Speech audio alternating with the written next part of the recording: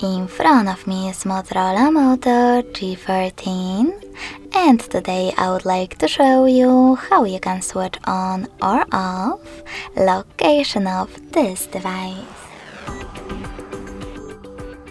You need to start by opening Tab menu. Now look for location shortcut, and when you find it, click on it. As you can see, after that, my location is enabled. In order to disable it, click on the same shortcut again. You can also go into settings instead, scroll down and look for location section. When you find it, access it.